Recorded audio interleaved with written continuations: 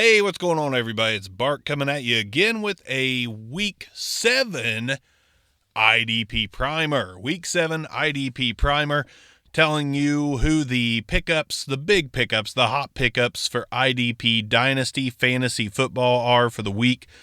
And let's not waste a whole lot of time getting into just a quick offensive pickup of the week. There's not a lot of offensive guys I like out there right now. I think Darren Fells is still sitting in too many leagues. He's starting to prove that he's the tight end to own in Houston. Then we've got my big pickup, Alan, hopefully I pronounced this right, Lazard. The lizard down in the blizzard of the frozen tundra of Green Bay. That was cheesy. So, Alan Lazard, Devontae Adams going to be out a while longer. Marquez Valdez-Scantling not exactly tearing up the world. I've been selling off some of my shares. I know that's dangerous because he's talented. He has third-year breakout potential next season. But so far, he's kind of underwhelmed. So a guy like Alan Lazard, good size, good speed, good hands. A guy like this could emerge fairly quickly in a Green Bay offense that's kind of in need of receivers. Geronimo Allison is hurt yet again. Devontae Adams is out. Lazard's going to get some playing time, and it could lead to even more playing time when Geronimo Allison is healthy, because Marquez Valdez-Scantling, again, not really blowing the world away right now. So to me, that's a pickup that I think you should make if you are able to and you have the room. Let's move on now to defense. We'll start with the least important position, in my opinion, for the IDP waiver wire this week, and that is your defensive lineman. We're going to start out with Sebastian Joseph Day, 24-year-old, second-year defensive end. He has put up 6, 7, and 8 tackles over the last 3 weeks. That's a guy to keep an eye on in what I believe was the Rams. In the Rams defense that now adds Jalen Ramsey to the roster. So that a guy like Jalen Ramsey is going to cause fits for passing offenses. That means the quarterback is going to be dropped back an extra half a second to maybe a full 2 seconds, looking for a guy to get open, which means a guy like Sebastian Joseph Day can get to the quarterback. He's been playing well. I'm keeping eyes on him, not necessarily picking him up right now, but I am keeping eyes on this second-year defensive end. Dexter Lawrence, I talked about him on the show last week. He's still available in a ton of leagues, still available, widespread, and he's playing well. He had another 6+ points last week. He's still out there. If you're in need of defensive line help, go grab the big rookie defensive tackle. Then we've got Maurice Hurst, a guy I'm keeping eyes on in Oakland. He was coming off a bye, but before the bye week, he had 2 sacks in his last game. He's a young guy too, was drafted last season. Definitely keep eyes on Maurice Hurst. If you need a D lineman pickup this week, there are definitely worse options out there. I'd go with Sebastian Day just because I got a feeling about the kid. Sebastian Joseph Day. I should probably not forget the hyphenized last name there. Then we've got eyes on Kyle Phillips, undrafted defensive lineman for the New York Jets. Hasn't done a lot early on in the season, but when he got the chance last week, he put up 7 tackles from the defensive end position. He's a young guy as well, undrafted this year.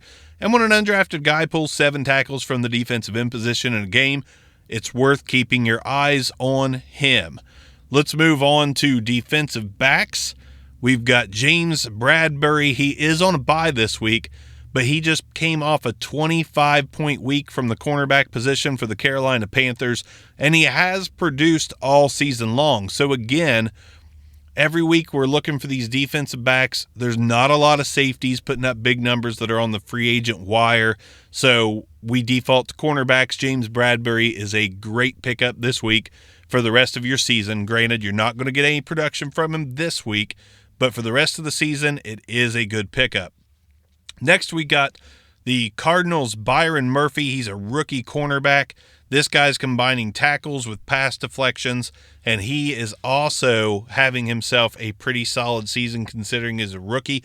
fantasy-wise. He might be getting burned in the games, but fantasy-wise, he's giving you good production, so he's a good pickup this week. Brian Poole of the New York Jets, 9 stops last week. He's also been pretty solid. There's no reason not to roster these guys if you've got underperforming safeties and underperforming cornerbacks with big names. Grab a guy like Brian Poole. He'll get you a couple extra points over what you're playing more than likely, and I like him as a pickup this week as well. Last one, Isaiah Oliver, Atlanta Falcons cornerback. Young kid making plays every week. Looks like a playmaker. He's putting up enough points to be relevant. Granted, he's number 4 on my list for a reason. But if you've got a taxi squad spot and you've got bye weeks coming up, you could grab this kid, put him on your taxi squad, and then when it's time, insert him into your starting lineup. And I'm guessing he's going to get you between 6 and 12 points on any given week. And that's all you can ask for out of a free agent wire defensive back. 6 to 12 points, that's what we're looking for. He provides it. Now be careful when you're looking at cornerbacks and safeties on the wire. There's a lot of guys with fluky numbers. Tedrick Thompson, safety from Seattle. He has an interception 2 weeks in a row, and that is basically the bulk of his points. The points look good on paper. He's in the top 20 free agent defensive backs, but be sure not to just grab guys based off their points. Go dig in, look at what they've done to get those points. If it's interceptions, forced fumbles, a defensive TD, that's a little bit fluky. You want the safe floor of tackles and, to a lesser extent, sacks. Maurice Canady, Baltimore cornerback, his stats are deceiving as well. Pass deflections, interceptions. He's probably going to go into the nickel role now that the Baltimore Ravens have got Marcus Peters in tow. So again, just be sure to take a look at the stats. Dig a little deeper before you just go adding guys based off points.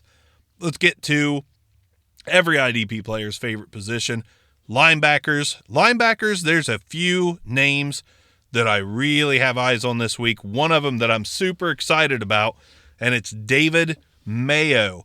Ryan Connolly went on injured reserve for the Giants. David Mayo comes in and has had an impressive 3 weeks in a row of 8 tackles, 9 tackles, and then 12 tackles. That's the kind of production we're looking for. That's a starting linebacker. That's a top 3 on your team linebacker if he can sustain that production. So David Mayo, he's my number 1 pickup out of every guy I've named so far. David Mayo is the guy I'm going after in every single league, which might mean I have to release this a little later in order to grab him. God, it's hard having a podcast and trying to... Everybody knows what you're thinking if you release it too early, but then you don't want to screw people over by releasing it too late to when their waivers have already passed. It's a tricky situation. So go out, grab your buns, grab your bologna, grab your cheese, and get a little bit of mayo, David Mayo, to spread on your fantasy team. A.J. Johnson is the next guy I've got at linebacker, Denver Broncos. Josie Jewell's been nicked up. They haven't had the best production as far as their defensive players go. So A.J. Johnson, 8 and 9 tackles the last 2 weeks, putting up great points. Josie Jewell could come back and ruin that, but we'll have to see what happens when Josie Jewell gets more run. He was limited last week, but keep eyes on A.J. Johnson. Nate Jerry of the Eagles. The Eagles released Zach Brown, and Nate Jerry's a guy that's produced a couple weeks in a row. I haven't seen any new snippets as to who's going to benefit from Zach Brown's release, but Nate Jerry could be that guy. So keep eyes on Nate Jerry. He could be a massively good pickup to grab and stash. I'm personally waiting till Saturday to grab him. I don't think he's worth a pickup right now, but if you miss out on some waiver bids, default to Jerry next on deck. Ben Neiman, Kansas City, linebacker, 10 and 6 the last 2 weeks, 10 points, 6 points the last 2 weeks. This is a guy I think you want to grab if you miss out on everyone else. Also a guy to keep eyes on. So there you go. IDP Primer, Week 7. Thanks for joining me. Hopefully this helps you out a little bit, and I'm excited to get back on the Back Row Fantasy Show on Friday with my co-hosts. I missed last week, but I went to one hell of a concert, so it was worth it. Folks, thanks for listening. I'll see you guys Friday, And again, if you have any suggestions or short show segments for different days, throw them out there. We'll do them. We're doing this for you and maybe a little bit for ourselves too. Barks out. You guys have a great day.